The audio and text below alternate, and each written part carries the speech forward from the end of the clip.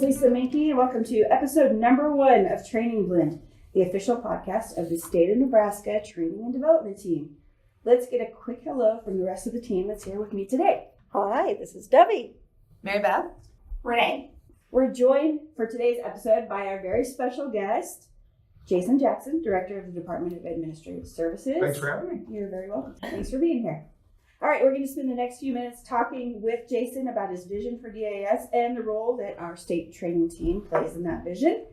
And so before we get started, we've got some hot seat questions for you. All right. All right. I was not prepped for this. That's Okay. the whole idea.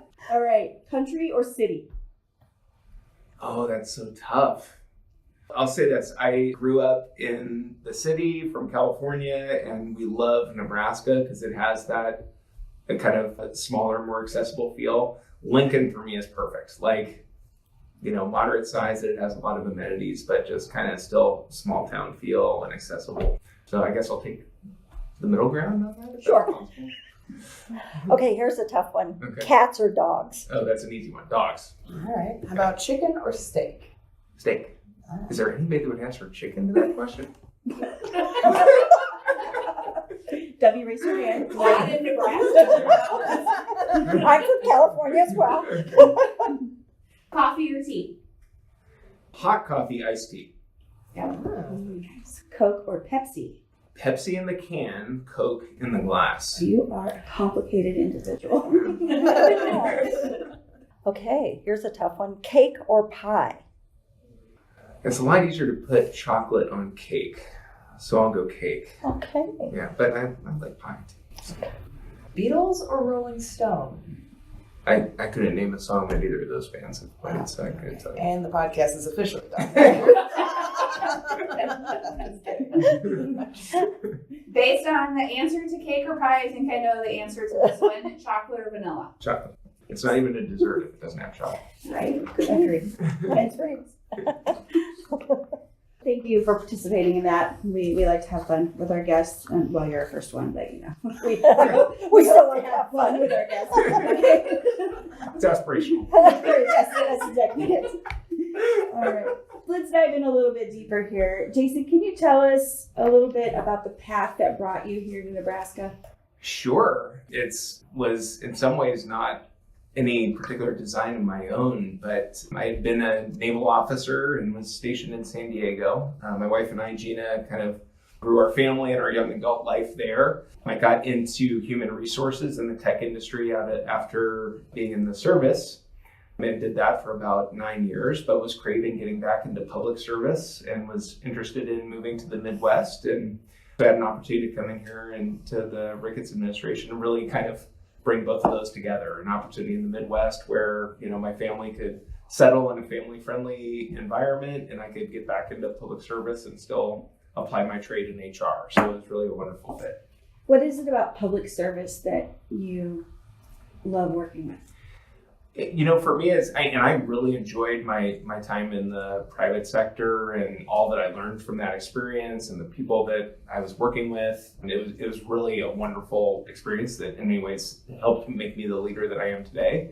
But there's just something about being in the public sector where I think it's a little easier to see the benefit of the work that you do for your neighbors and your community and for your state. Whereas in the private sector, that just seems a little more distant, more attenuated. And I think particularly in a state like Nebraska, it's just very easy to see the difference that you're making on behalf of Nebraskans. And that's something that to me is really rewarding. Mm-hmm. I would agree. That's something that's kind of crept up on me. My first experience in public service was when I joined the state of Nebraska. Mm-hmm. And I didn't expect to sort of fall in love with being able to use my passions to help people. Yeah. And here we are. Exactly. Right here. Mm-hmm. Okay, up to me. All right. Since you've been here at DAS, there have been a number of positive changes, and we appreciate that. Okay, good. If I'm glad that's been your experience. Yes, it has. If you could wave your magic wand today, what does DAS look like in the future? Oh, wow. I think for me right now, it's very much just focused on the basic blocking and tackling of serving our customers.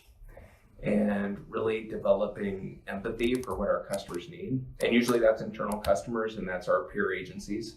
And really just developing a high degree of empathy for the problems that they're trying to solve so that they can better serve our community. And so to that end, what's right in front of us is just better problem solving, more empathy, and really a sense of customer focus.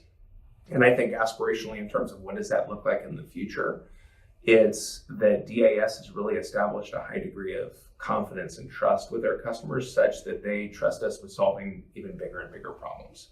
Really, DAS is very well positioned if we're executing well and we're partnering well to solve a lot of the problems that the state experiences, because we can do a lot of things better than these agencies can do for themselves. We can solve their HR problems better than they can do it for themselves. We can do our contracting, building management, vehicle leasing, risk management. All of those functions we have core subject matter expertise in, and we can deliver things more consistently with a better quality and at a lower cost than if each of these agencies were doing them themselves.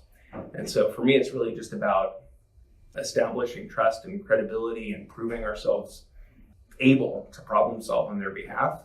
And that mission and capability can just continue to grow. Sounds promising. I hope so. Mm-hmm. Yeah. Thinking about what you've just said, what are your thoughts about how the state training team can help make that vision a reality? So for me, a lot of it comes back to in any field of endeavor, public sector, private, in any particular domain expertise, those that distinguish themselves and are really successful are those that seem to have a learning mindset and a growth mindset and prove themselves to be adaptable to change. And I think, as we think about what the future is for state government and what success looks like, it's going to require a lot of intellectual curiosity, a lot of experimentation, a lot of problem solving, a lot of adaptability, a lot of change management. And I think that, to be successful, that requires a learning mindset and people approaching their work with kind of an entrepreneurial spirit. And so to that end, I think, as trainers, and I lumped myself into this category as a career HR practitioner, and I hope a good coach to my team, a lot of it is just kind of imbuing our team with those skills, helping them become willing learners, helping them become both providers and healthy recipients of feedback, and really building those muscle groups around adaptability to change and change leadership. To me, those are kind of the differentiators in a really healthy organization over a long time horizon. How do you instill that sort of change mindset over a whole agency? Well, so I think a couple of things. One, you have to role model it, right? You have to be somebody who both gives frequent feedback in a spirit of helping people be successful and not in a spirit of being punitive or disciplinary. You also, I think, have to be a willing recipient of feedback and solicit it frequently. And so I think in that respect, it kind of starts from the top. Like if we have leaders that are role modeling the types of behaviors that we expect to see, it's a lot easier to influence that change across the organization. The other piece, I think, is you have to create kind of a safe space for that type of learning, where we create a cultural expectation around feedback and learning and make it okay to make mistakes so long as those mistakes are well-intentioned and are learned from so that we're getting better, because mistakes will happen. It's interesting, I was also having a conversation about this just today because Department of Transportation is doing kind of a pilot around a mentor-mentee relationship, and we were talking a little bit about some of this. And one of the comments that came up there too was around how do you make an organization, where we seem to sometimes struggle with risk, and how do you think about taking risk? And I think one of the follow-ups in that is relevant to this question as well, which is helping the organization get better at experimentation. It isn't always about taking home run swings with every project. It's about, okay, we have a hypothesis that we have a solution that'll be applicable. Let's build a minimum viable product that works for just one person and test it with them. It works for one person, great. Let's make it work for a cohort of people. It works for a cohort of people, great. Let's apply it to an agency. Okay, it works for an agency, great. Now maybe we have a solution that we can apply to the state as a whole. So that's kind of a learning organization. I think to me that's what a learning and you really mitigate risk and you make it more comfortable to make mistakes if it's in the context of experimentation and building towards learning than it might otherwise be if we have an expectation of perfection on every home run swing with big projects and big initiatives. So I don't know, those are just a couple of things that come to mind. From what you know of our statewide teammates and just conversations that you've had out in different agencies, what would you say are some pressing needs relating to training and development? Well, I think I hit on some of them with the preceding answer, which is really just around adaptability, growth mindset, change leadership. If I were to add to that, I would say two things come to mind. One is just general managerial acumen around performance management. So as a state, I would say generally, we have a lot of great leaders that are really adept at it. We also have a lot of people that are in learning mode around just managing performance generally. As an administration, we've attempted to kind of slowly build these muscle groups, beginning with, okay, in year one of the Ricketts administration, for the first time, cabinet officers had to have goals and objectives. And then in year two, we had kind of optional goals and objectives across the state, right? And then in year three, goals and objectives were mandatory for everyone. And now we're trying to incentivize performance against goals and objectives with pay for performance and some other things. And all of that is in service to with kind of a recognition that, hey, if we're not measuring something, we're not managing it, right? And what's more is we owe it to our teammates to help them be successful by making expectations clear and giving them frequent feedback in service to their success. Again, not in a disciplinary way or in a punitive way, but in a way of, hey, how can I possibly get better if I'm not getting feedback about what I could be doing different? So I think that's one aspect of it. I think we're also building skills around just constructive conversations, difficult conversations, those types of things that are kind of basic blocking and tackling of management. So that's kind of what immediately comes to mind is really equipping frontline and middle managers.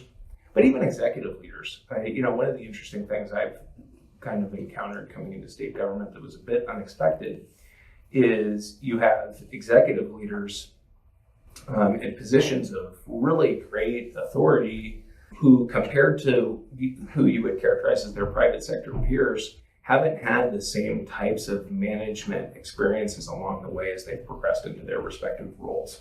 And that's just kind of the nature of government, I think. I'll use, a few examples like Courtney Dentlinger, who is our preceding director of Department of Economic Development, brilliant strategist, really understands economic development, wonderful connector, and knows the state of Nebraska.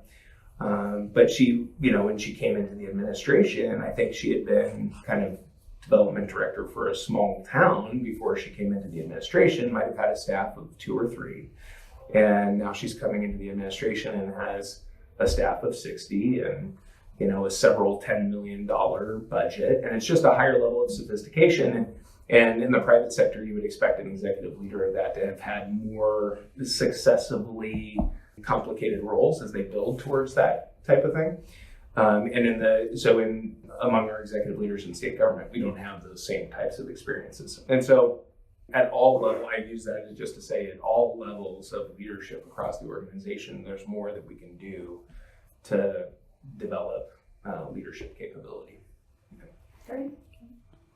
How do you think our leadership certificate program fits into that? It's filling an otherwise unmet need of providing, consistent, holistic, end-to-end training on the basic blocking and tackling of being, a manager and a leader.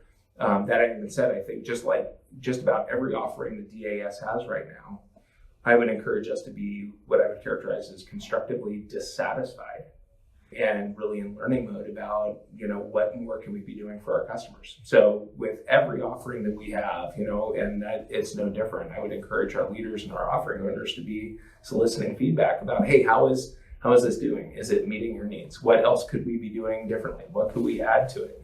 Are there things that are less important that should be de-emphasized in the curriculum? And that goes across the breadth of our learning and development offerings, but really all of our offerings at DAS. It's incumbent upon us to make sure that we're staying relevant to our customers and that we're still meeting their needs and that we're learning from their feedback.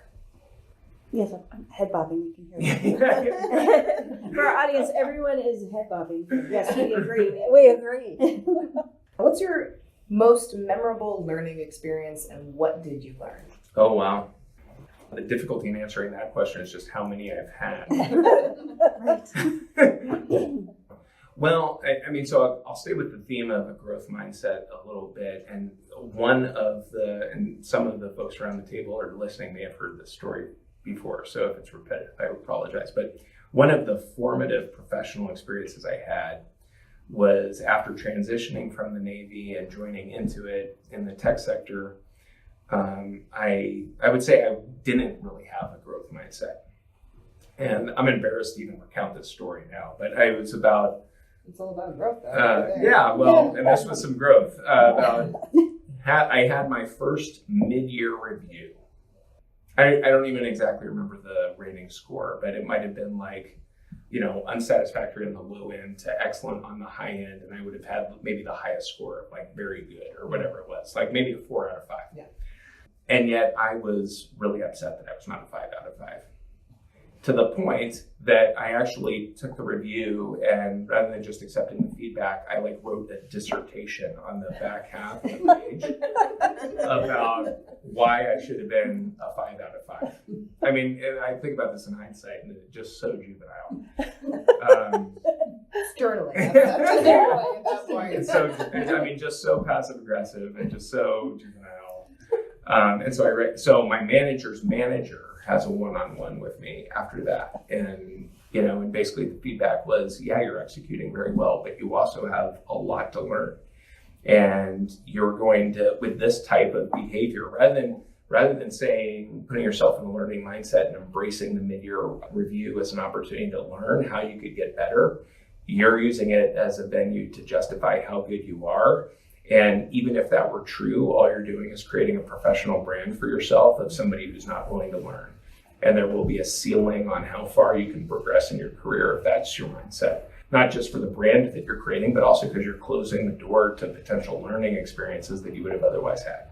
So that feedback was exactly what I needed to have in the moment. And to this day, I thank that leader that he gave me that advice when I needed it. But I just count my lucky stars that he was my boss at that time. It was the exact feedback I needed at that moment. And it was totally a catalyst for, I think, taking my career in a completely different path that it might otherwise have.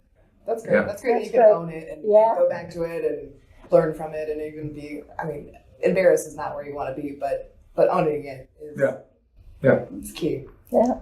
We all have those teachable moments. Those very important Yes. touchstones. Yes, right? we do.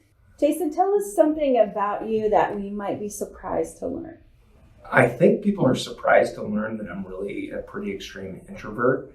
My comfort space is to just be alone by myself, reading a book or watching a show, indifferent to either. Going back to those I can be, particularly around people that I'm comfortable with and that I know, I can be pretty gregarious and outgoing. And particularly when I'm in a group of new people, I can show up pretty energetically, but it really saps my energy in many ways. And I absolutely, I have to go back and reset after that.